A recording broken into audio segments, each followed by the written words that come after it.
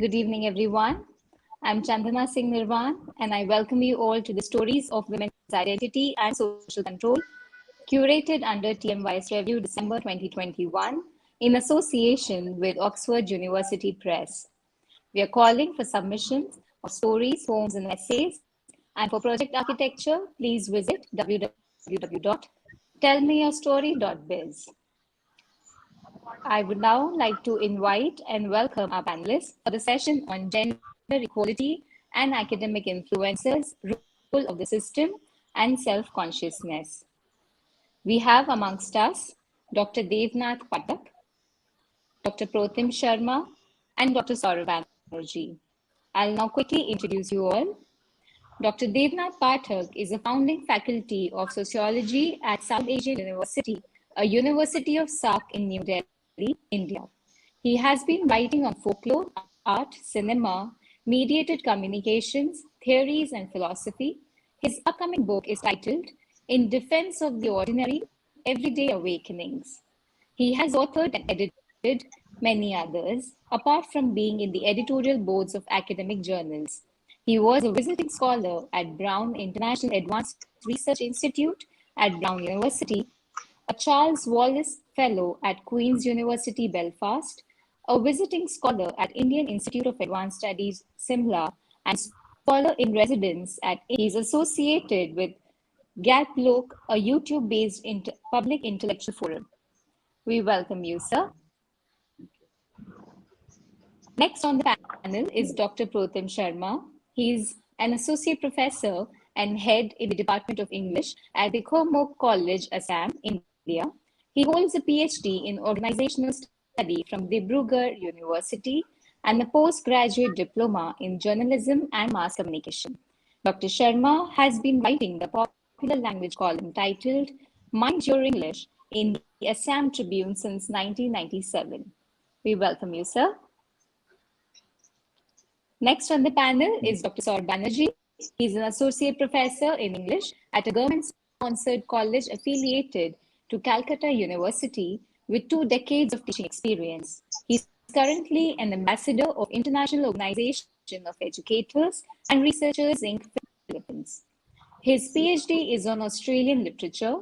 He has published widely in national and international journals and has also delivered invited talks in India and abroad. His areas of interest are post-colonialism, post-humanism, Shakespearean dramas, gender and cultural studies, popular literature, and mythology. We welcome you, sir. Chairing this session is Ms. Koral Dasgupta. Hello, I think there was some issue with Channa's internet, because of which she had to just move. And so I'll continue. I am Koral. I run Tell Me Your Story, and I'm an author. And a very warm welcome to Protim, Dev, and Dr. Banerjee, all of whom are very dear friends and seniors. It's a great delight to have the 3 of you with us today. Thank you so much for joining us. To give a little perspective about this particular panel, this is the second panel under Men for Women. In this session, I wish to reiterate certain persisting problem areas from the conversations that we have had in the last many weeks, where a lot of issues have been pointed out in terms of women's identity and social control. And here we seek the thoughts of male academic influencers. This is because professors can influence the way another generation thinks and reacts. Also, the male voice is very significant in pushing gender equality. I will come to the panelists one by one, and in the beginning, I would like to start with Professor Nath Pathak. Dev, to begin with, I would like to cite certain points from the sessions that we have had. So, for example, on a panel on occupation, finance, sustenance of widows and their movements, which was participated by Professor Malashri Lal, Meera Khanna, and Damini Jain. A point that came out was, in India, one of the immediate consequences of widowhood is the loss of the marital homes, often due to dogmatic practices which goes so far as to blame the widow for the death of her husband. Another panel called Forced or Voluntary Migration of Widows, which was participated by Rituparna Bhattacharya, Lata Murthy, Ann Wilder, and Dashini Roy. It pointed out that South Asian immigrant widows are often exploited by adult children, spending long isolated hours to suit the choices of offsprings, or treated as house helps or childcare for their children. From this perspective, we would like to invite you to speak on the social ritual of women losing respect and agency in the absence or loss of a man. Over to you, Dave. Thank you, Koral. Engaging in the backdrop of what has emerged from the previous discussion, I thought I should try to flag some of the other facets of the same reality uh, with which we identify certainly a very legitimate issue, very valid, empirically validated issue of the ordeal of those women who have lost their husband and the kind of difficulties they undergo, the kind of exploitations they're subject to. It's like institution of patriarchy unfolds in the most grotesque fashion um, to address women with widowhood. Uh, and particularly if you add more factors to it, such as migration of these women to various other parts and their dependence, economic dependence, emotional dependence on kith and kin, particularly when they cannot afford to have their independent life, their sources of livelihood is limited. In those kind of situation, they certainly face very difficult kind of situation, which amounts to violation of some of the basic rights of uh, of the human that is embodied in a widow. Uh, there is absolutely no contestation about that. But then, and that refers to a society which tries to determine the position of men, women, following certain kind of rituals, or it's largely ritual status that becomes paramount to the social existence, the existential realities of uh, men and women. Before one thinks of widow, one can begin by thinking of women in general who are in a religious worldview put in a secondary position as far as ritual status is concerned. And yet, one also discovers that as long as a woman is seen in the consort role, which means basically spouse of a living husband, uh, in that kind of situation, still there is a possibility of a better positioning. Uh, all kind of arguments have emerged. One very important argument which emerged, which was like extension of feminist scholarship on women's everyday life. It suggested that veil behind which a woman hides in a folk worldview is certainly a kind of marker of silence, but it cannot be mistaken for an absolute symbol of silence either, because from behind veil, women articulate their concerns through other means of communication, such as the means which were available in oral tradition, such as songs, tales, and various other ways of articulation. By articulating their concern, they try to make their presence felt. It may not bring about radical transformation in the structure which enforces the unequal power relation between men and women. But then we realize that uh, the, those symbols are not necessarily absolute symbols. There is other kind of story behind those symbols, in spite of the fact that in a patriarchal society, women have secondary position. And when one thinks of widow, one realizes that in mythology we may have great goddesses in consort role being worshipped. At times, there are suggestions that they're worshipped before their male spouses, and therefore one hears of the uh, framing such as Sita Ram or uh, Gauri Shankar, something like that. But this is not intended to really draw a conclusion on that, because we know mythological instance, on one hand, may have may position consort women in consort role as equal or something, but when it comes to uh, uh, socio-moral judgment, it becomes something else. So while those women in consort role may be object of worship, they may be subject to all kind of unequal relations and oppressive situations in social day-to-day life. When it comes to a widow, uh, we really don't find many examples of great goddesses as widows. I mean, they maybe there are great goddesses of very fierce, independent character, malevolent great goddesses who would be worshipped, who would be invoked for support in all kind of difficult situation by mortal humans, worshippers. But then we really do not find an example of a widow, a great goddess. However, in epic, we have character, and Koral, you have worked on, you have written about Kunti.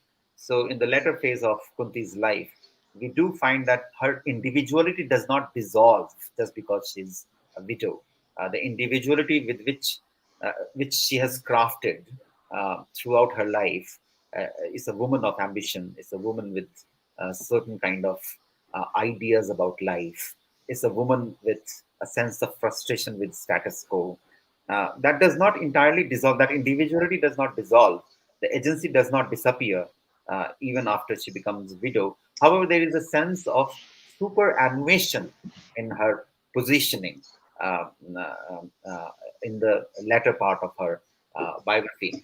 Uh, anyway, why am I referring to this? I'm referring to this to suggest that probably there is need to be more nuanced while making a sense of widowhood, in particularly in folk society. I'm referring to a society where women have been, by and large, dependent, economically dependent on male folk, and also in terms of social significance, they have been dependent on the relationship that they have with male kith and kin. Uh, so in that kind of society, probably it's necessary for us to think through certain counterintuitive ideas too, while recognizing that yes, in terms of material existence, there's great deal of impairment that widows suffer from in such a society.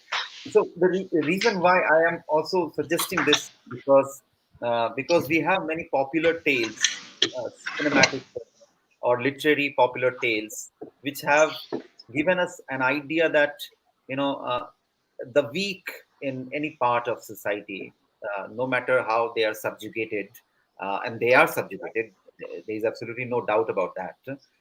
No matter how subjugated they are, there is still some kind of weapon with the weak, in the hand of the weak. So one has to try to explore those weapons. In general, we have heard of, you know, the oral tradition provided a lot of those, weapon of, articulation, and if not radical subversion, it will be some mild subversion of the status quo, certain kind of challenges to the status quo. So in that regard, one thinks of, some of the cinematic tales as well. I conveniently recall one of the earliest works of Gulzar, Mere Apne. I think it was the first full-fledged directorial debut of Gulzar. And interesting character of Meena Kumari is a widow, and her individuality we sense right from the beginning of the film, when she's alone in the village, and then when she's brought to the city by her kith and kin, and she's subject to exploitation, and she's dependent on them, on those people who have got her to the city. On one hand, we see that exploitation in Mere Apne. On the other hand, we also see that she becomes a symbol of unity for the social riffraffs, right? A symbol of significance, social significance for the riffraffs who are looked down upon by the moral champions of society. So that gives an interesting kind of twist to our imagination of the widow, in spite of the fact that we see in this film as well that she is subject to a woman without her husband, a woman without her conjugal home, is subject to all kind of exploitation, and yet we see a kind of possibility that emerges in her social everyday life. That and that's not the only thing. And probably that gives us a reason to understand, to revisit some of those. I mean, I'm sure no Bengali reader would consider Sharat Chattopadhyay's work as pulp fiction. May not be pulp fiction. It is very serious work in fiction. And we find many female characters in Sharat novels who would be very gossipy in nature, would be like gossiping about one another. And they would be frequently connected with widows too. And there would be characters, widows, who would be also passing those gossips, all kind of gossips. There is a sense of sexuality of widow that comes into picture in some of those popular tales. Vibhuti Bhushan Upadhyay, wonderful work, which was adapted into this Apu trilogy by Satyajit Ray. And particularly, I'm referring to. So, if you look at Apu trilogy, you have two dominant images of the widow. In the very beginning, in Pothar Panchali, you see the grandmother of Apu, who is a widow, and you get a sense that this is how widows were traditionally subjugated, marginalized. Even though they're part of the same domestic setup, they have a separate hearth. There is certain kind of isolated existence too, and yet she happens to be, by and large, a silent guardian of some sort. She's an onlooker. She's someone whose glances will challenge the woman, her daughter-in-law, who is married to her son, and she will feel like responding to this widow mother-in-law. While she's by and large a silent spectator, when we come to Aparajito, we realize that Apu's mother herself is now a widow, and she too is silent, but it's a deafening silence in the sense that uh, the crescendo of subjective experiences of Apu's mother is very, very powerfully heard throughout the cinematic text of Aparajito. And you begin to sense that in spite of this evident evident suggestion that she is marginalized, she is economically weak and available for all kind of exploitation. But then they, this would be too far-fetched to suggest that she has lost her agency. There is no agency of this widow. Some of these kind of many such instances would enable us to approach the issue of widowhood with little more nuances, so as one could do justice to the complexity of emotional, subjective existence of widows, and thereby one would also understand as to how widowhood, particularly in contemporary society, we come across various life stories which suggest that widowhood may bring about difficulties. Certainly, there is no doubt about that. A great deal of impairment, but then it does not really scuttle the possibility for a widow to pursue desires. Fulfillment of desire, stigma, humiliation, that too are associated with the pursuit of desire. All kind of life histories we come across in small towns, in villages, even in big cities, in metro cities. We come across such stories, which will be always coupled with all kind of stigmas, all kind of humiliation, all kind of salacious gossiping about widows in pursuit of desire. But then it suggests very importantly that life does not end truly, and thankfully does not end. Uh, uh, at the level of larger societal level, we may not have recognized the importance of the fulsomeness of life that is there with the widows, the possibility of agential determination in the fulsomeness of that life. We may not have recognized it at societal level. Our policy formulations may be unaware of that fulsomeness, but then there is ordinarily a life a widow is living with. It's not just the experience of exploitation. It's also the eyes, widow's eyes at all kind of possibilities in one's lifetime. And probably with that kind of nuanced and reframed questions, one has to approach some of the places where we have concentration of. You go to Kashi, you go to Mathura, you go to some of these places. You have many quarters where widows from various parts of India come, and you just have to spend time with them, and you would find out that secondary status or in ritual sense does not necessarily determine ordinary everyday life. However, having said that, one also has to accept that this secondary status, all kind of stigma attached with widowhood, even now causes great deal of suffering for widows. That's where I'll stop.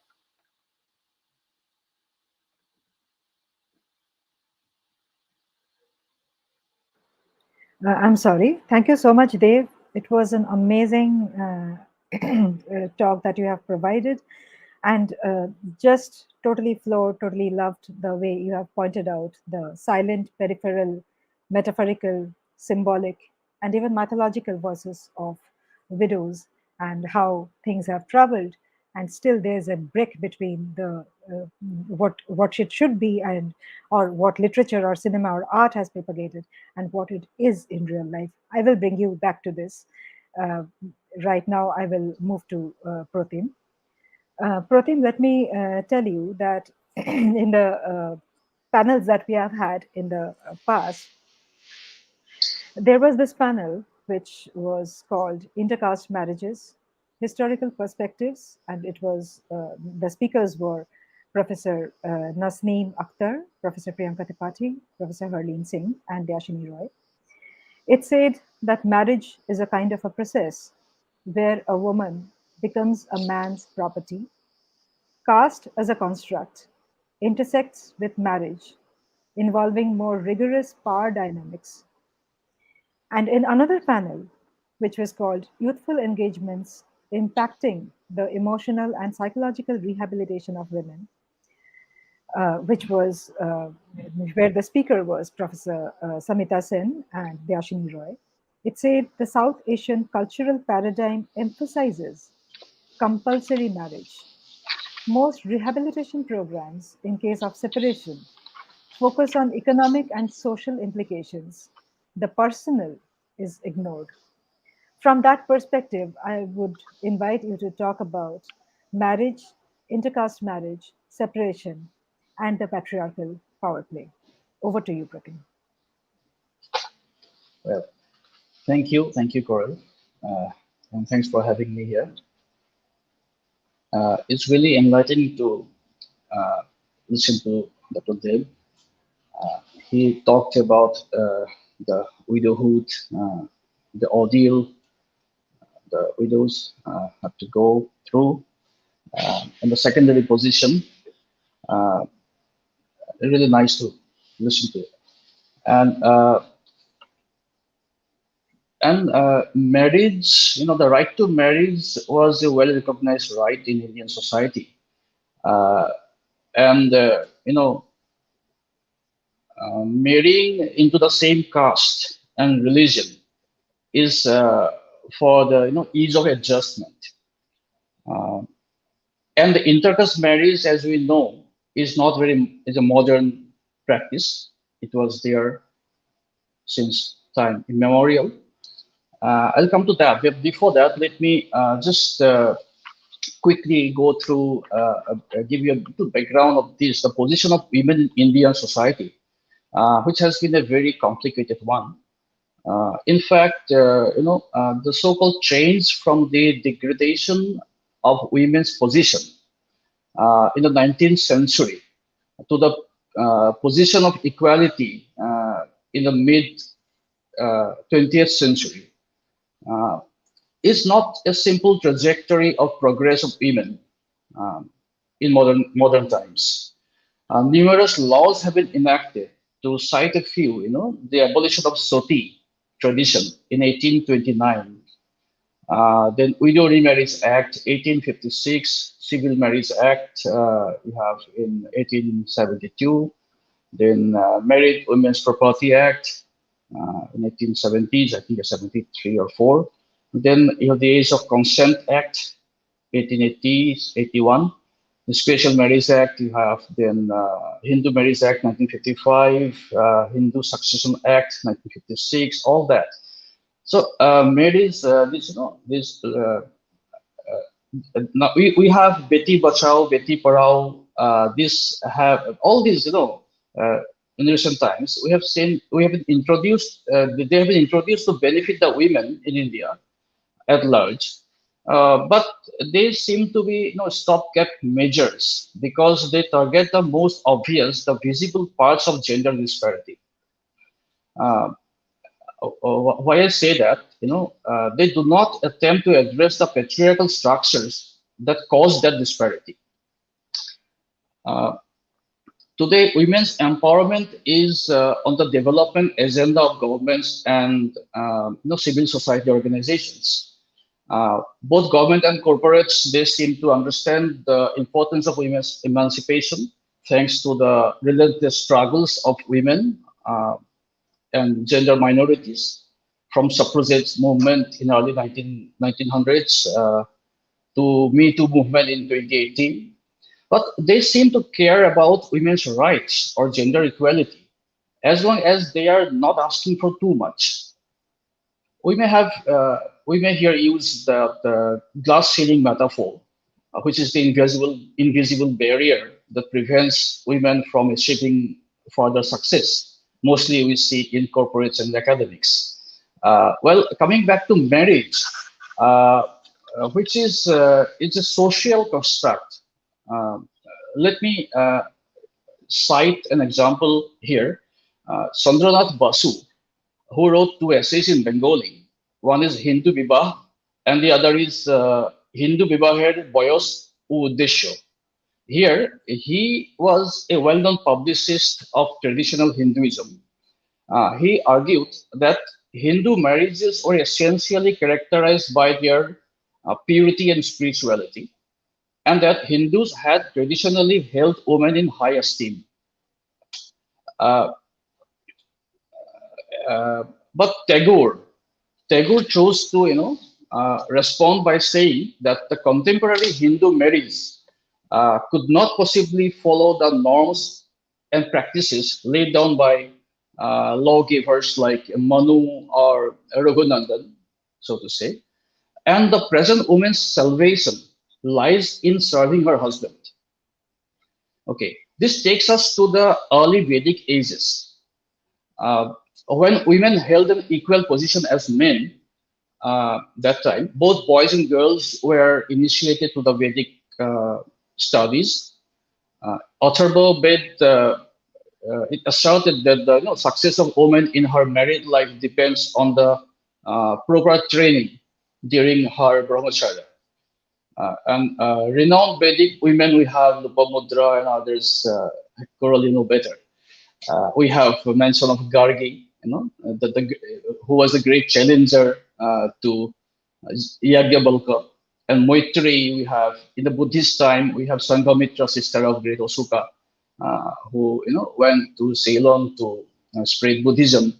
In Jain sect also we have mention of Ayant, a princess who received ordination from Mahavir himself. Marriages was looked upon as a religious and social duty. And educated Vedic women had a say in the selection of their husbands. They were even free to remain unmarried, who were called Amazur, I think. And Gandharva Vivah, love marriages, was there. The reference to widow in Rigbed, was very few, but it was not characterized by restrictions and austerities as in post-Vedic times. The Rigbed did not mention about sati as such, the widow burning, and widow remarriages were allowed. And the high status, as it is known, continued till about 300 BC, as you know. The status of women degraded for various reasons. There are many political reasons. The Aryans, they encountered various tribes in Gangetic plains, requiring warfare and desire for more sons than daughters. And the influence of the asceticism, as Upanishadic, Buddhist, and Jain they prescribe. Many young women renounced their houses and joined the monastic life. And with the consolidation of Aryan powers, subjects were non-Aryans, and marriages took place, as we know, between them. We have the concepts of hypogamy, what they call it, onuloma, right? And higher Varna people marrying lower Varna women, and protiloma, is what hypergamy, lower Varna, lower caste man marrying higher caste woman. Manu is credited with classifying all these, but he did not approve of such intercaste marriages. A non-Aryan wife were prohibited from participating in religious rituals. Gradually, all women became ineligible for Vedic rituals, studies, or religious duties, and remained a formality only. And subsequently, neglect of studies and lowering of marriageable age produced disastrous consequences for the position of women. Intercaste marriages you can refer to in scriptures or in ancient mythology. The Shiva Parvati, Dishwanta Sakuntala, we have Shantanu, the progenitor of Kuru Pandava, marrying Ganga and later Satyavati, a future woman. Intercaste marriages were looked down upon for a long time, as mentioned, as I just said, and it was very rare actually until 1930s when women were educated and things began to change.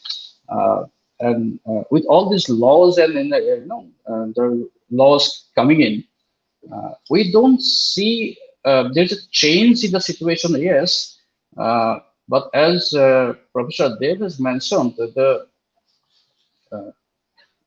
secondary position somehow for women remain.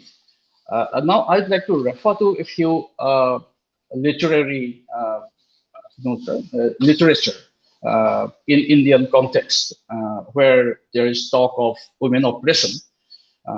Writers in Indian languages have demonstrated their awareness and concern about the issue of women oppression, which include dowry, death, and bride burning, and other oppressions. I would like to mention Tagore, who, like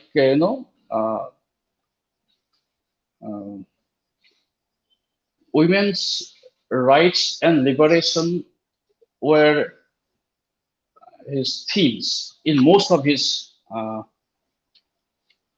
writings, as we'll see. I'd like to mention a particular poem. It is Mukti, where there is a mention of a phrase called Dipta Gothinota, the fiery tempered hardness.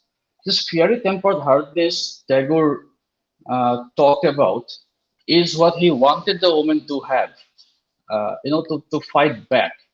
But there is also something like to fight back. What are the in other works, the Chaturanga, Nostonig, which is a source material of Sarulota by Satish Ray. There is the Bostumi, all talk about the anguish of women, her desire for freedom and equality. And the commentary on dowry, we have short stories by Tagore, Hoibanti, Oporishit, Dena Pauna, and outside Bengali literature, we have Munshi Premchand, who has this tragic saga called Nirmala about the dowry system. And Rajasthan, we have the dowry system since feudal times. And in Rajasthani literature, we can refer to Shanti Bharadwaj Rakesh, who talked about a concept called dowry. Dowry is that a young female servant was an integral part of dowry, who has to make herself available for all sorts of entertainment. And the Telugu film Dasi in 1992, which was the best film of that year, made around this theme. In Punjabi literature, we have Mohan Bhandari and Dr. Gurvinder Sidhu, who's a poet, talking about women oppression. In Urdu literature, we have Muzaffar Puri, and so many, so many. And then in English literature, Mahesh Dattani's Tara is a play which talks about the discrimination of female child. There are essays and articles we have in Hindi. There is Dahez ke khilaf, Ivo Borgo, Ivo Borg, Samne Aaye. There is one writer, P. Biraz, who talks about uh, they go deep into the complexities and try to find solutions too. Marriage, they suggested that marriage between comparable socio-economic backgrounds should happen, and traditional Indian society must dilute some restrictions and create opportunities for social interaction between men and women. They propose that in post-independent era, we have Ms. Rani Jethmalani, who edited a book called Kali's Youth, Empowerment, Law, and Dowry Deaths. These are many, many literatures. And in cinema, when you talk of cinema as a powerful mass medium, as you know, it has not missed out on the opportunity of presenting the unbelievable torture and humiliation of women in their in-laws' house, mostly for dowry. Uh, the stereotype of all enduring Indian housewife is shown here. Uh, Here, I'd like to mention about this term called, learned helplessness, which is, they know that they have been subjected to this torture for so long, but they are helpless. They know it. They cannot do anything about it. So there's a learned helplessness, or you can say spiral of silence. All those psychological studies been done. Uh, and talking about films, again, in 1950, the great filmmaker V. Shantaram's Dahes, uh, we must mention here as a piece of work, a creative piece of work on dowry. Then Dulha Bikta Hai, Ye Aag Nahi Guzegi, or Sarat Chatterjee's Porinita. And I also already mentioned Telugu film Dasi. All these films, and literary works, they talk on women oppression, uh, including child marriage, widowhood, and also changing identities of women after separation, and all this. I think I'll stop here. If I may add later, I'll definitely love to. Thank you.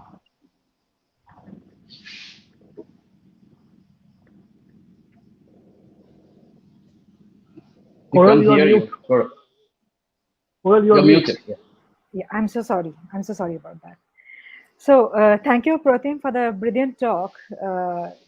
You just covered the historical and literary path, artistic path, not just literary, which led to our present with the intervention of patriarchy and also the role of art in fighting out the same role of patriarchy. And one very subtle sarcasm that you have added in your talk, which will remain with me, is you say it, as long as they are not asking for too much, we have tried to give. This will remain with me. I will bring you back to this. And before this, I will move to Dr. Sourav Banerjee, who is also leading this project. So, Saurabh, as I call you, can't continue with Dr. Banerjee for too long. Please forgive me for that. Perfectly okay. Saurabh, on the panel on bodies in movement in migration, sexual violence, and citizenship, where the speakers were Udipi Sen, Priya Deshinkar, Rashmi Luthra, and Sneha Roy, we heard that in understanding migration, sexual violence, and citizenship, feminist geography plays a significant role in highlighting how certain identities are othered, while memory shows how women do not simply bear experiences of victimhood, but exhibit resilience. In yet another panel titled Languages and Cultures of Sexual Violence, Possible Pathways of Research in South Asia, here the speakers were Nanika Mukherjee, Jennifer Solotaroff, and Divya Srinivasan, along with Sneha Roy. We heard sexual violence is reported as a tool for propaganda, as state-sponsored brutality, as war crimes, etc. There is the staging of the authenticity of the raped woman, unless the horror is visible. There is a need to be self-reflexive in our everyday languages in use, so we don't normalize or end up feeding into the same cycle we want to break. From that context, I would invite you to talk about the language of reporting crimes against women and individual consumption for such reports at social and domestic gatherings. Over to you, Saurabh. Okay. Thank you, Koral. I hope I am audible. You Can are. hear me all? Yeah. So Yes. it's a very good question. It's a brilliant question, and I've heard. I followed both the panels, and speakers were just brilliant. So what I'll do today is I'll begin by examining the theory behind and some examples of the relationship between gender, language, cognition, and perception in the context of our social and judicial system. So, in particular, I will consider the language of violence and sexual assault and how words and communication style affect and are affected by what we think and believe to be reality. So I will try and also illustrate how the language used to describe violence against women operates to minimize these acts sometimes, and even the dominant conversational style and female violence victims gender-let may collide to produce, let's say, evidentiary issues and a credibility gap. I will also try to show that there is an inherent dilemma in engaging with social and legal constructs, which continue to negate women's understanding of reality, and that the voices of female violence victims remain muted by the, if I may say so, baritone voice of the legal system. So why am I talking about the legal system? Because that is the highest level where reports of crimes against women will go. So I begin from the top. Now, since we are talking of language, our thinking and communication strongly reflects masculine language styles, morals, and values, because our current legal and social system has evolved from institutions run entirely by males. Their history has meant that they ultimately suffered the same fate as our gender and identity roles, in that what was once a performance is now viewed only as natural. Now, Simone de Beauvoir summed it up very nicely when she stated, and let me quote, I quote, "Men have created the legal world in their own image, confusing it with the absolute truth," unquote. The language contributes to the construction of reality as far as cognition and perception are concerned. So we must understand that the language we use is not only to express our thoughts but also creates a lens which helps us to perceive the world in certain ways and also can serve as a reflector of the dominant socio-cultural values. Social and legal constructions of violence against women, excuse me, may not correspond with the victim's experience and how they perceive the violence. The language used to describe violence against women, which is again no doubt a reflection of dominant beliefs, may even act to minimize these acts of violence, maintaining a reality alternative to that of the victim. We often find that the dominant conversational style and the female violence victims gender-led collide to produce evidentiary issues and a credibility gap. The construction of our culture, of our society, our identity, our reality has been established through a continuous process of performance and enculturation. From the day we were born, we observe others in our life performing a role. We watch our mothers act like moms, our fathers act like dads, and our teachers act like teachers. So through these observations of the others in their particular role, we begin to learn what is acceptable behavior and what is deemed appropriate in our society, and therefore consequently we too perform those roles ourselves. Over time, what happens is that our observations and conscious thoughts about what is appropriate begin to fade away, leaving only the role we perform. So we no longer pay attention to how we should be acting. Instead, we simply just act, believing that how we are behaving is natural. And one of the ways we perform our roles within society and become socialized is through the use of language. Our language filters what we want to see or choose to see, and by doing so, it influences what we communicate to others. Now, just as language influences how we view the world around us and how we act in that world, it can also affect our gender and identity and vice versa. Whilst we are born with a biologically predetermined sex, we are not born with a gender. Our gender refers to the cultural traits deemed appropriate for men and women in each society and the roles that we perform through language and various discourses. So while we may be performers of our identity and gender, we are not necessarily free to choose our performance. So I would say that our current gender roles have been socially constructed by females and males acting out their gender assignments throughout history. Now, over time, these roles and the systematic language structures associated with them, come to be seen as natural. As such, there are a number of differences between the vocabulary and syntax of males and females. The latter's socially constructed appropriate language styles often put them in a disadvantaged position, as they may cause women to appear submissive and differential.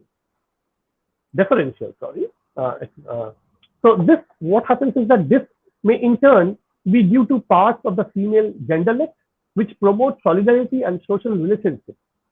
Women speak also includes hyperpolite circumlocutions, such as, "It would be really nice if you could please leave me alone," in contrast to the male phrase of "get lost." And semantically ambiguous adjectives and intensifiers, such as, "I guess it was kind of okay," again in place of the male way of saying it was bad.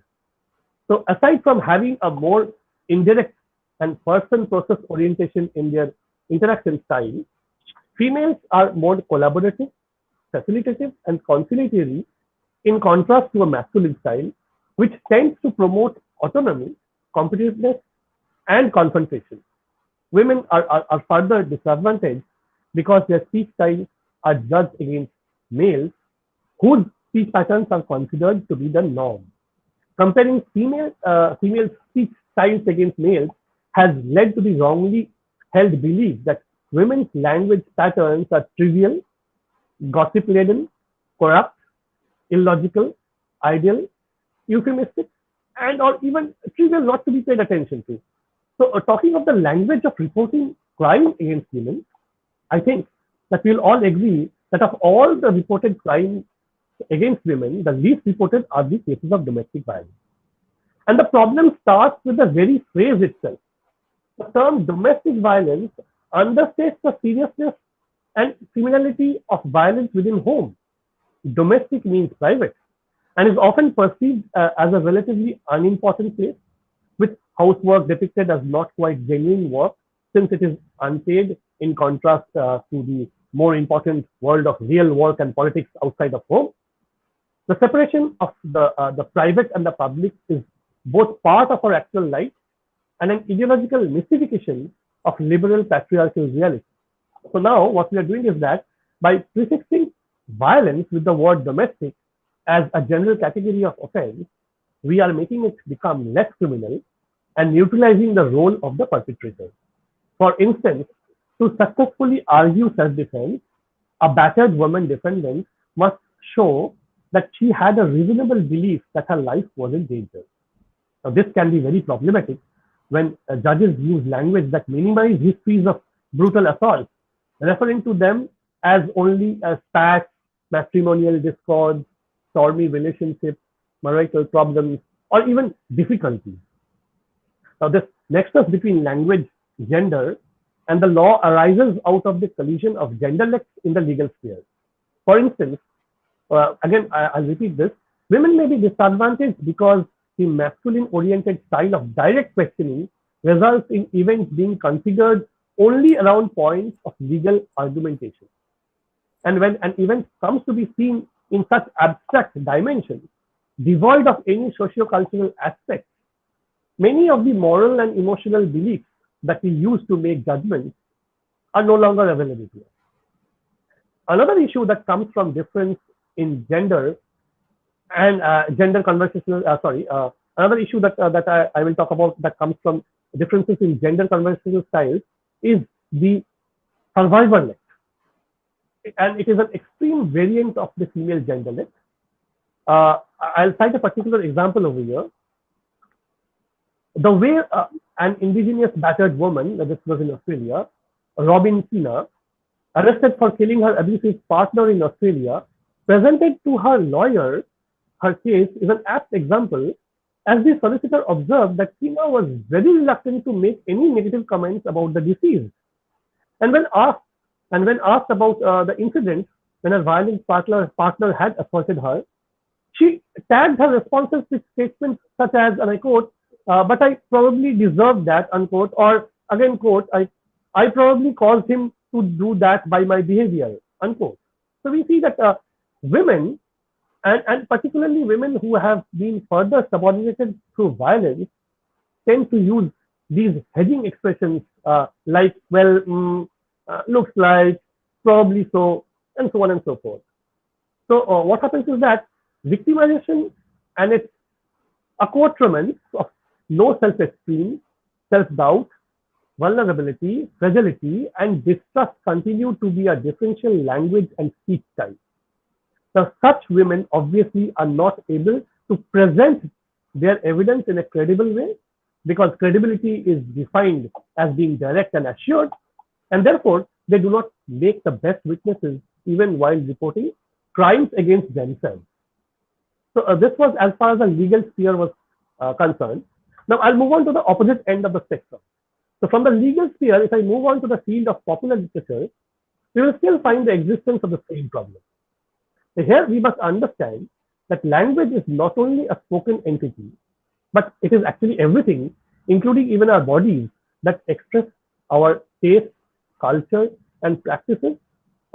All these things are language, and that is exactly why we say that someone dresses loudly or gives loud stares. Now, if we consider the songs of Bollywood movies, I mean, my previous two panelists have talked about Bollywood, but I'm going to the mainstream Bollywood movies, not the high class or the brilliant movies that they have talked about. So if we consider the songs of Bollywood movies from this perspective, we might find something very interesting as far as language and violence against women is concerned. Now, there are lots of such examples, but since I don't have much time, I'll just take a couple. The first is the title song Hasina Maan Jayegi from the 1999 movie of the same name, and it is shocking to say the least. The heroes, while quoting the heroines, who seem to be not at all interested, sing this song, the lyrics of which go, कब तक रूठेगी सीखेगी चिल्लाएगी दिल कहता है एक दिन हसीना मान जाएगी. Now this roughly translates into English as, how long will she be angry, shout or scream? My heart says one day she will relent. Now what this language promotes is that stalking and harassment are no crimes at all. Rather, they may get you a girlfriend. Now, if you argue that this is just for entertainment and you have to have a certain willing suspension of disbelief to be watching Bollywood mainstream movies and nobody takes them seriously, then you are actually promoting and normalizing crime against women. We have to remember that not all people know the Indian Penal Code or have read Virginia Woolf or even Simon de Beauvoir and blindly follow what popular media propagates. And if still this does not convince you, let me talk about a person called Sandesh Baliga. Sandesh Baliga, a 32-year-old Indian man in Australia, was accused of talking to women, one for 18 months and the other for 4 months in 2012 and 13. In his submission, he pleaded that he was a former student who arrived in Australia to study accounting 3 years ago from a remote rural village of India. Excuse me. He accepted that he had texted, called, and approached the two women on a regular basis. He had also began referring to himself as their boyfriend. Now, in his defense, he had said that Bollywood films encouraged his stalking behavior. He maintained that Hindi movies contributed to his belief that a woman would eventually fall in love with a man if you pursued her enough and with enough vigor. So he had texted, called, and approached the women excessively. Now, Baliga's lawyer, Greg Barnes, also told the court that it was quite normal behavior for him, he did not even realize that his actions could be seen as criminal. So after hearing the submission, Magistrate Michael Hill, and he also went through a few Indian movies, he agreed that this person's cultural background helped him, explain why he did what he did, why he did not realize what he did was a serious crime. Therefore, the magistrate adjourned the complaint without conviction for 5 years on the condition that Baliga was of good behavior over that period. Good news for him, definitely good news for him, but not a very proud moment for the language of Bollywood for women. So although these kind of innuendos and double meaning language are found in Bollywood extensively, I'll just talk of one more such song from the 1993 film Aankhein, the lyrics of which go, Khet gaye baba bazar gayi ma, akeli hu ghar ma tu aaja balma, which again translates to, father has gone to the field, mother has gone to the market, I'm alone at home, come over my beloved. Now again, I would reiterate that if the beloved comes to this girl's home and takes advantage of this girl, won't it be received in social and domestic gatherings as she was asking for it? And I'll wind up my talk today with a reference to the famous, or should I say the infamous, Deninde case, where a judge of the Italian Supreme Court in 1998 overturned the lower court's rape conviction of a 45-year-old driving instructor on the grounds that the 18-year-old victim, this girl, was wearing very tight jeans and that it was not possible for him to take them off without her help, so it must have been consensual. No wonder then that even in today's society, it is still said she was raped and not the man raped her or the man raped the girl. Now, this use of the passive voice instead of the active voice is perhaps a subconscious ploy to somehow shift the blame or a part of it to the victim herself. Now, these kinds of usage of language irrevocably establishes that we still believe that behind such crimes, the woman is somehow and somewhat to be blamed. It is still said in our language that a violated woman, she has lost her honor, when it should actually be said about the perpetrators of the crime. And so we find that from the courts to the popular spaces, our language for reporting crime against women is like this. We can very well imagine what the language and how the individual consumption of such reports at social or domestic gatherings will be lights rather. And I have covered from the lofty to the ludicrous, and with this on the moment, I will end for today. Thank you Over to so you, much, Koral. Ravda, for that brilliant talk.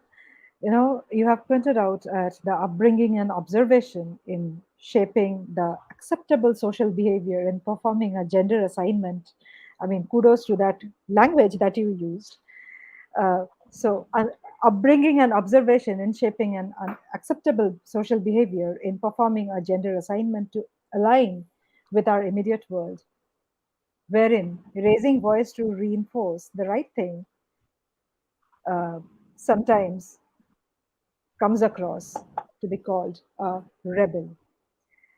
Thank you so much, and to the three panelists, because all three of you have touched upon the three significant sub themes that we are considering under this project. One is widows rehabilitation, one is intercaste marriage, and the third is uh, rape and crimes against women. Before I go back to again citing certain problematic areas that are persisting and have been pointed out by our panelists, I would like Protim and Dev also to lay your thoughts on this specific thing. Just like Shourabda has pointed out, victimization of women in case of crimes against women. Is it a language issue only, or you think there is, of course, he has pointed out many things other than language. He has pointed out that upbringing and observation and more. Would you like to point out things, or if there's something that you would like to cite from your experience as professors, or something that you had corrected or would have loved to correct, which happened in your space, you are welcome to bring that up before I go up to the next one. Yeah, may I Please do. just quickly point out? It's really nice to listen to Dr. Sourav.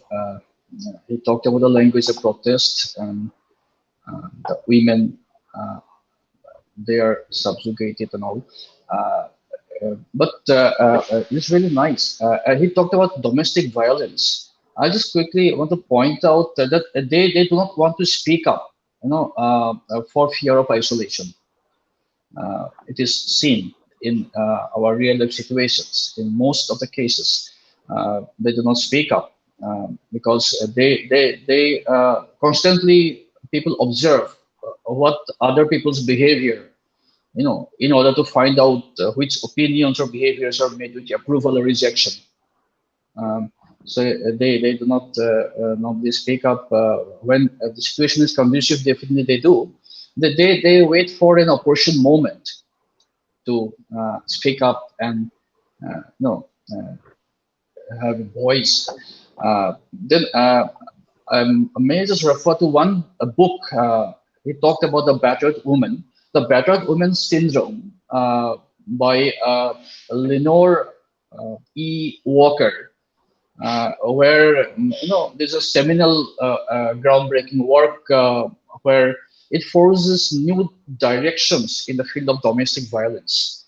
The woman's response to violence, how she reacts, and even the abused, psychologically and physically abused woman, who has killed her abuser. Uh, how it continues to be as a defense to explain her psychological state of her mind, why she does that, why she reacts in a violent way. There are many factors. I think psychological factors are also important to look into in such cases of domestic violence. That's all. Thank you. Dev, would you like to respond to that? Let me come at the end if that's not a problem. Yes, Shourabda has already done, and so did Protim. So I was requesting for your inputs. All right. No, I understand this is the observations that have emerged from this discussion as well, and the previous panels. It has sharpened the problematic, which is under the discussion here. My only very modest intervention is that um, while making sense of all these things, one has to probably be open to make sense of uh, things which may not really fit uh, one explanatory model, which basically means to suggest that uh, there is absolutely no doubt about the socialization of certain kind um, and perpetuity of notions through a kind of language that is common found. Uh, Yet one, I mean, this has been also concern in a lot of feminist discourse in Europe, particularly feminist standpoint discussions, perspective discussions on perspectives, uh, try to highlight to us that probably that bipolarity, uh, that the bipolar model of explaining some of these issues after a while may not be very useful to make sense of the like the I understand that there will be a victim and there will be victimizers, and for the convenience of uh, uh, juridical practices, it is necessary to really figure out who is the victim and who is the victimizer, and in what way one has been victimized. I understand the importance of that juridical process. When one has to make a judgment, uh, probably that process is important.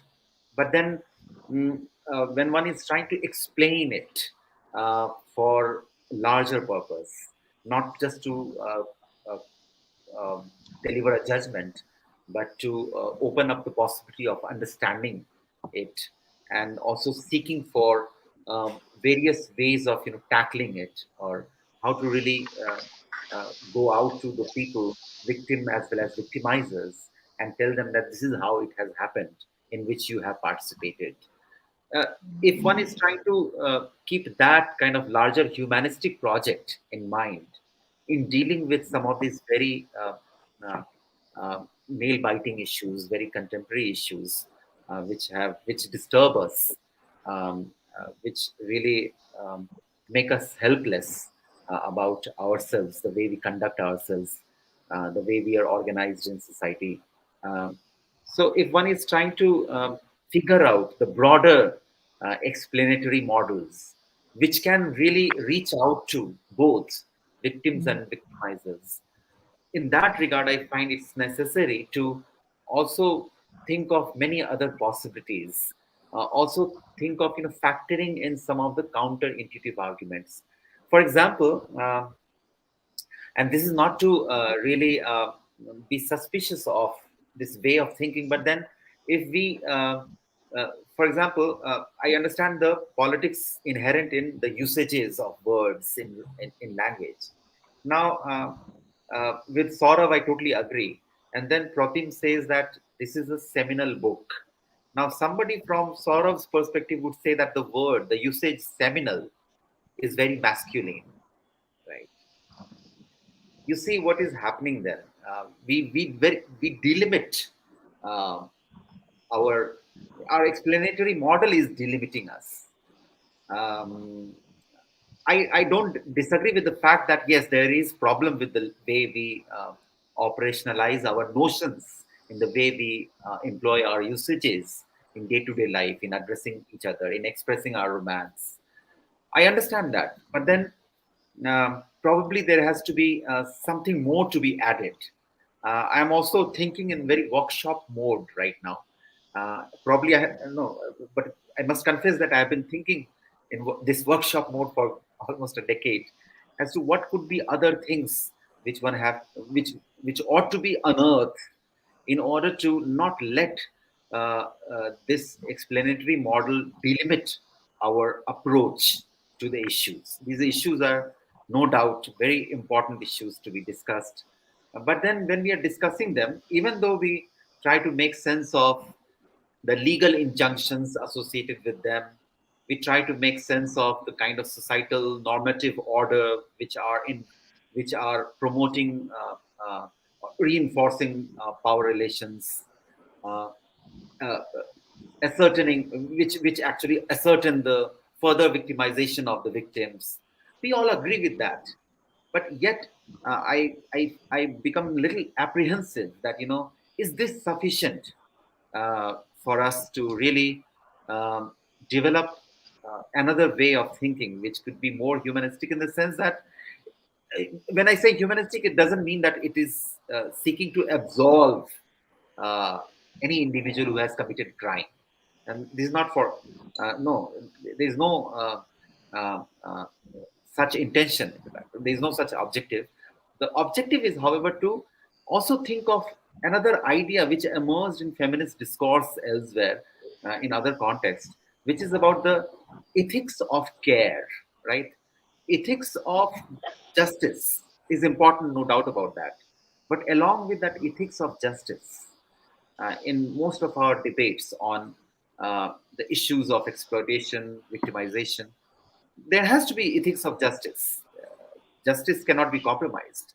But in the meantime, there has to be also an eye at the ethics of care, right? Care is a larger project. I somehow I feel that care is far more.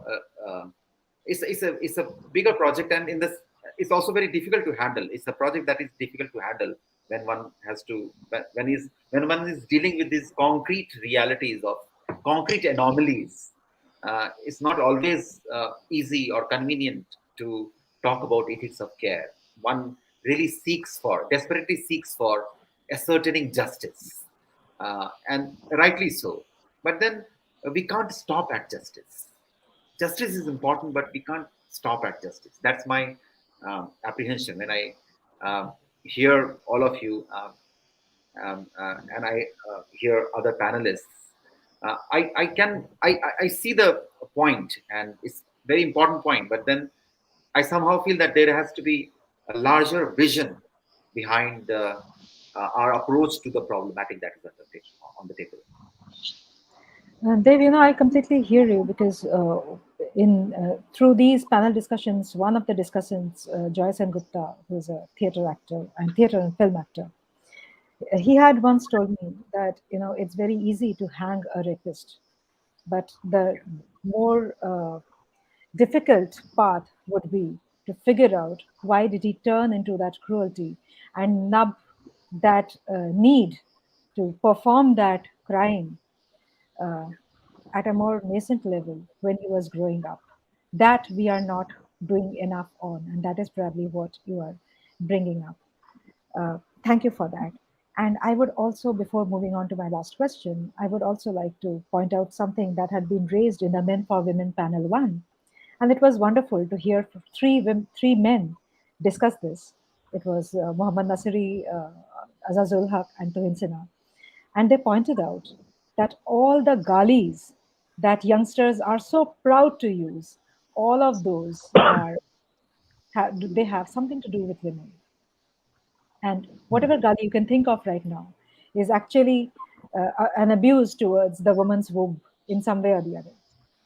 So you guys are academic influencers, and a lot of students listen to you. It's my urge to you during this panel that if you hear it, at least point it out to them so that they know what they're saying as a joke. I will move to the last question now, and this is about a panel titled Intercaste Marriages as Represented in Myth and Folklore. Here the speakers were Sai Swarupa Iyer, Nandini Sengupta, Anuja Chandramouli, and Channa Singh Nirwan. This panel discussed how the system of varnas were initially created for convenience. So this is talking about the caste system. The system of varnas were initially created for convenience. Now it is a tool to perpetuate discrimination. How can inclusivity and equality be fostered for young adults by academic guardians? And I bring you to this question because activism sometimes vitiates the free flowing friendship between people, because many traditionally harmless jokes are tremendously sexist and regressive. Prejudice is too deeply ingrained. would you like to, this question is open to all three of you. You can just come in and discuss all openly together. No order for this.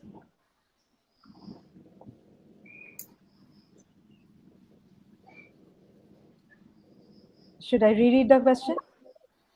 Oh, it's okay. So I go first this time. Sure, If you don't Sharada, you have mind. been silent for a long time. No, see, the point being that if you talk about myths and folklore, I mean, the first point of contention becomes how do you accept, or how do you treat these myths and folklore? Are they stories of the past, semi-historical maybe, less facts and more of imagination, or vice versa? Or are they symbolic? Are they representative? Or do they propagate some norms which people think should have been the norm, but is not so, and therefore needs to be propagated through the vehicle of these myths and folklore? So, are they really not happening in society, so the need to propagate them through myths and folklore, or are they a reflection of what is happening in society? So, first of all, we need to determine what or how we are going to look at myths and folklore. Ram, Lord Ram from Ramayana, has been in controversy. He's a revered character, but he's also been in a lot of controversy, especially from alternative forms of reading, saying that he subjected his wife to test by fire, purity test, and other things, and so on and so forth. But we again have to determine whether we see Lord Ram as a religious person or as a cultural icon. Now, religion and culture are two very different things, although they are not entirely separated by watertight compartments. So, if you see him as a cultural icon, you cannot judge him by the norms of society of the present time. You cannot apply the parameters of today's society, of the present society, to judge a character who has behaved according to the norms of the then society.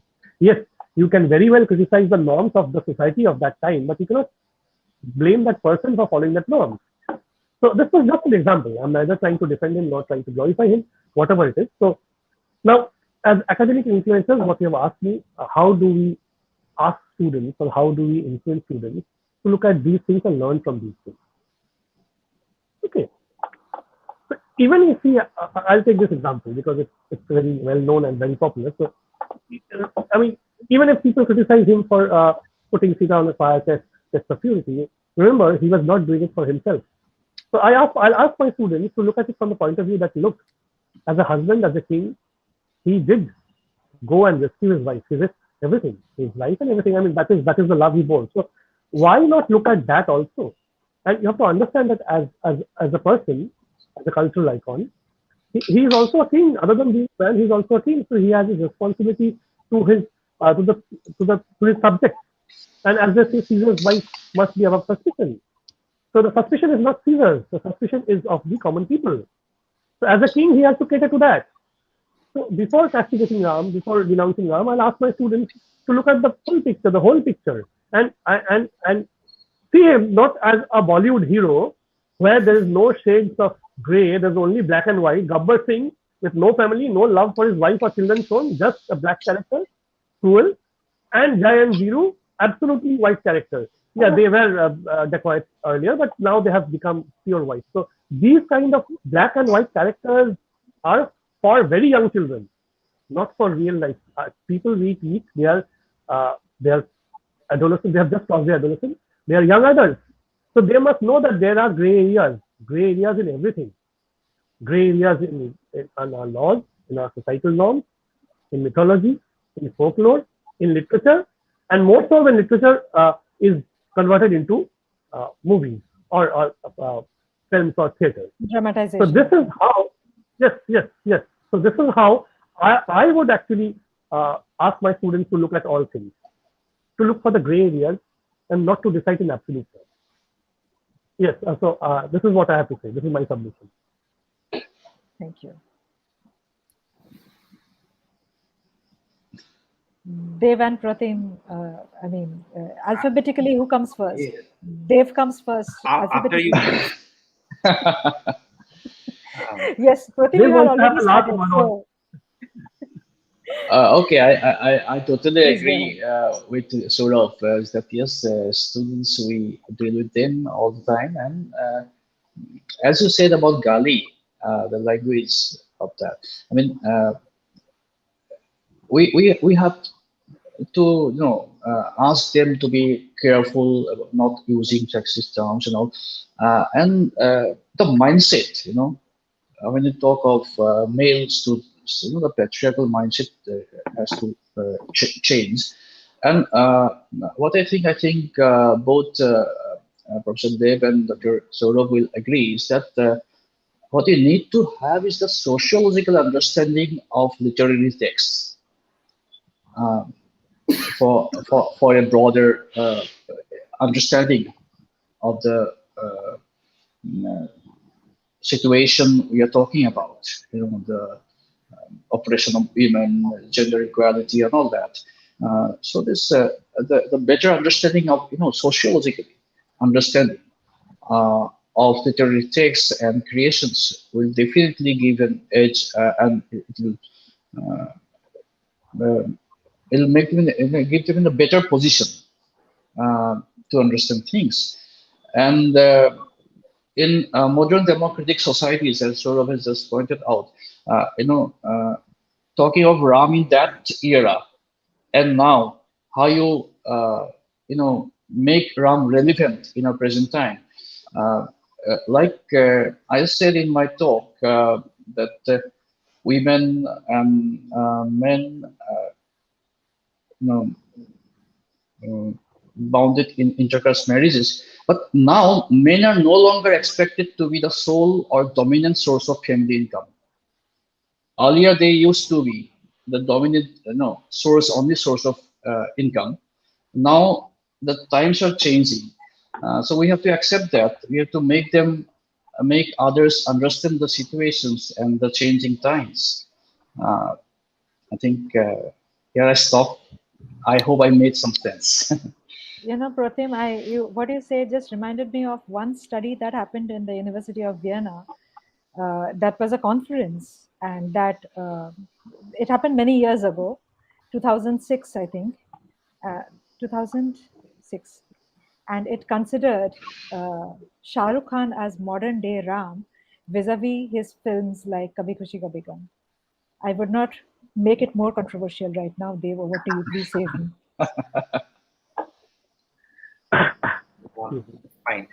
So my turn. Um, Quite a few things I thought I'll try to just keep it as short as possible. One important thing which also which was tacit throughout the presentations, throughout the discussion today in this panel, and I'm sure it must have been touched upon in the previous panels too, is that a lot of these problematics um, have uh, inherent intersectional dimensions, which means pinning on one category or another uh, becomes very difficult the moment you get into the messy details of, for example, if you just look at intercaste marriage and what transpires, we begin to ask one fundamental question: is intercaste marriage only about the difference of caste, or is something more than just difference of caste? Uh, to reiterate, is intercaste marriage only intercaste marriage, or it has something more than the caste factor? And more often than not, we can see all around us, and some of those published case studies as well, that it's more than the factor of caste. Caste alone as a social stratification category does not figure the in the kind of complexity one is referring to in intercaste marriages. Uh, we are beginning to realize that actually caste has become a subterfuge, a kind of it's a kind of hideout for largely class preferences. Um, I mean, that is something which one has to uh, look at with more research at one's disposal. But then everywhere we are thinking of caste is actually we without naming we are thinking of class. That's what intersectionality here in this case means. When one is thinking today, we are not thinking of Varna today, right? Varna takes us back in time. Varna is an obsolete reference now. It's largely caste that we are referring to. And when we think of caste, we actually uh, I mean, it's interesting synonym it has become of class, and that has to be investigated. The extent to which caste is synonymous of class too. In addition to caste, the idea of caste itself, it also carries the idea of class. It's never caste all by itself. So if you look at matrimonial advertisement or the kind of preferences one expresses on all those shadi.com, all these websites, very wonderful websites. I really like the way they appear. They look fascinating. Interesting kind of advertisement. The kind of preferences for a desired groom or desired bride one mentions in those, all kind of hilarious details. And if one goes through those details, one realizes that it's not just caste that they're preferring. Their preference is also inherent in that caste preference. There is this idea of class somewhere. That, it may be upper caste, but if it is upper caste, old time zamindar upper caste, who is left with, who is in penury now, so much of penury that cannot get children educated, nobody would like to marry in that household. So that kind of thing I'm referring to. Or very rich lower caste. I remember once Ashish Nandi got into trouble for saying that there is this lower caste elitism which is responsible for all kind of things. I'll not really like to recapture it because by saying that he landed in great trouble and so much of trouble that it silenced him for a very long time. Someone so daring like Ashish Nandi could be silenced, so who am I? So better not to get there. But then the fact is that one has to think along this line of intersectionality, even though one knows if one if we refer to uh, um, someone like Nivedita Menon, she had great discomfort with this idea of taking intersectional route to understand the gendered relation in Indian context, and she found that the idea of intersectionality is by and large guided by the European reality. In spite of that, I mean, one is not mimicking that the European idea of intersectionality, but if we just use it as a semantic usage, intersectional here would mean that all these experiences of gendered nature are actually bringing together variety of categories. It's collapsing a lot of categories in such a manner that the experience really um, demands more than what is available with us in terms of published, printed, researched insights. Having said that, in that regard only, let me mention one interesting thing. I agree that there are galis which are intolerable. We cannot tolerate, and I also agree that a lot of galis um, are basically they subject women. Uh, uh, Women become soft target also because of this whole idea of the social honor of kith and kinship imagines the woman with this idea of social honor, and therefore honor killing also happens. So one understands that problematic of gali, but on the other hand one has also seen the usage of gali by women on the occasion, say for example, just on the one occasion I'm referring to, of weddings. I mean, uh, all kind of strange salacious kind of references. uh, it was not only in agrarian society, in folk society, it is even now in sangeet and all. You hear all kind of ha ha he, which will be actually with a lot of sexual innuendos, which Mm. will question about, say for example, if I can remember one correct gali, and there are songs with those galis which will subject the male and female kith and kin of the other side of at a bride's home.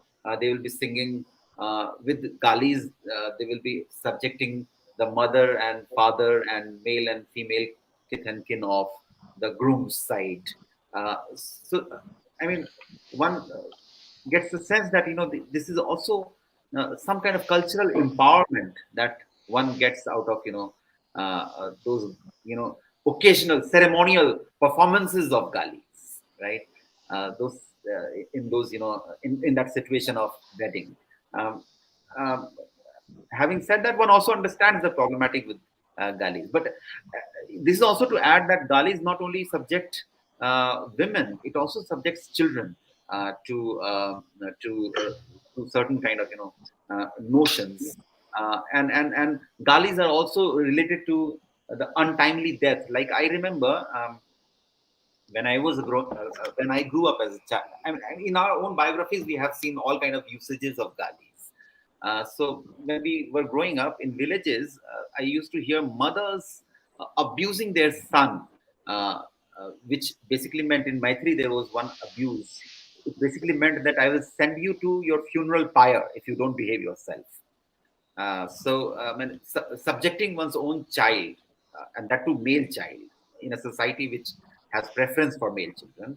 So mothers will have this particular abuse, which will be to convey this message to the arrogant son that I will send you to your uh, uh, funeral pyre before time if you don't behave yourself. All strange kind of galis. Galis, the world of galis is really fascinating. I mean, I agree that there is one side of the story which is about subjecting women to our galis, but then there is more to it. And with time, we have also seen that some of those galis have become some of the kinship classificatory terms such as sala, sali, which have been also interchangeably used for galis. Uh, are becoming redundant very fast, by the way. So I cannot really have courage to call my sala. I mean, this is a changed situation, right? One cannot call. I mean, unfortunately or fortunately, I do not know. I mean, I'm not in a position to make a judgment. That will also bring about some kind of conjugal discord.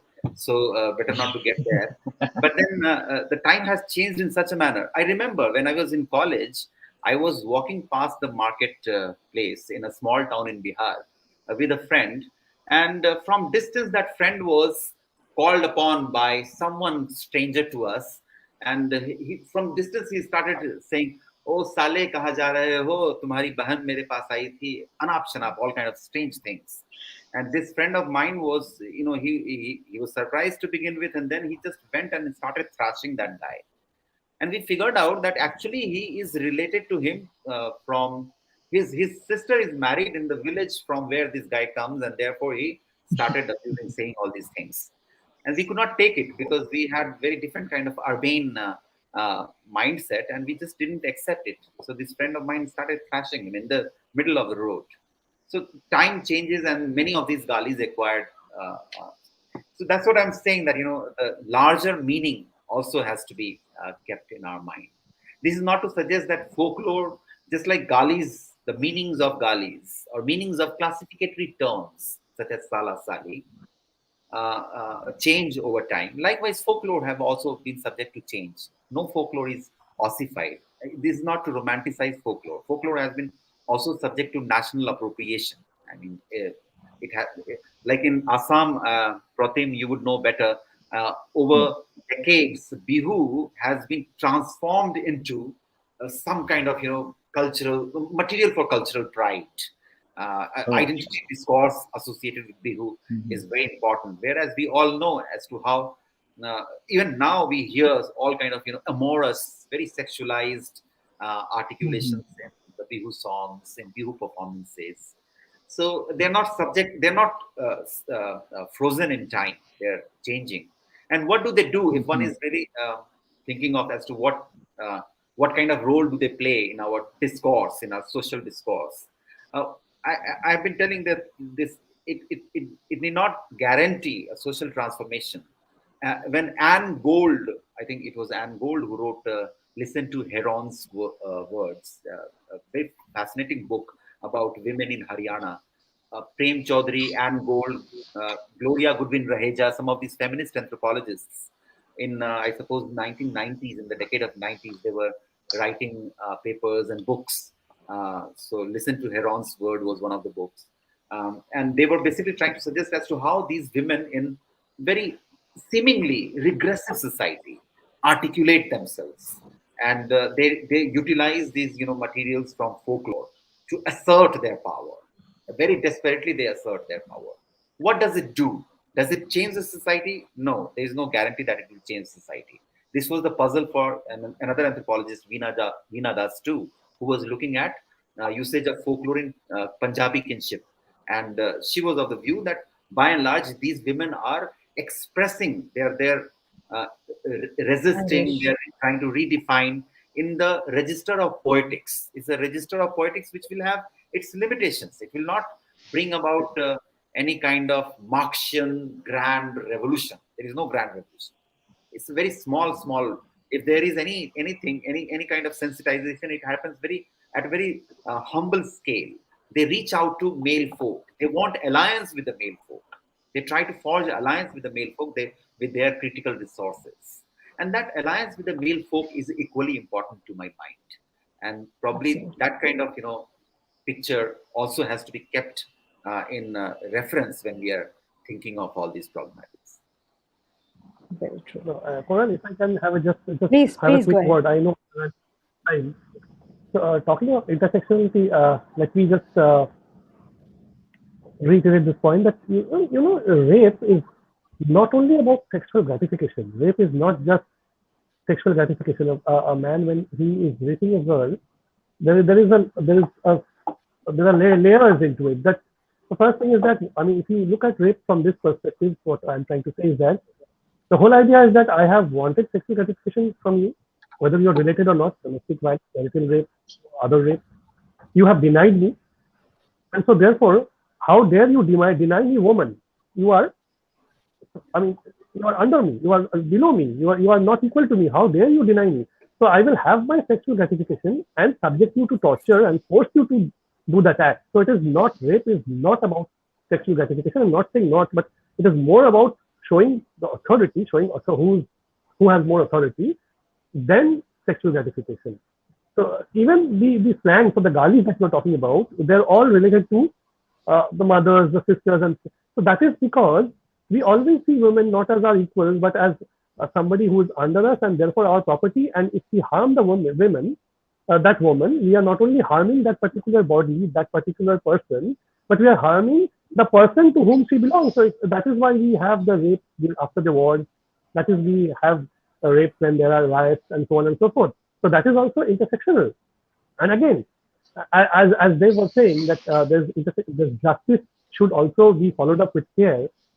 Now, if we can put into the minds of young children that, look, women are your equal, women are not there to be harmed so that you can insult her father or her husband, the care automatically comes in.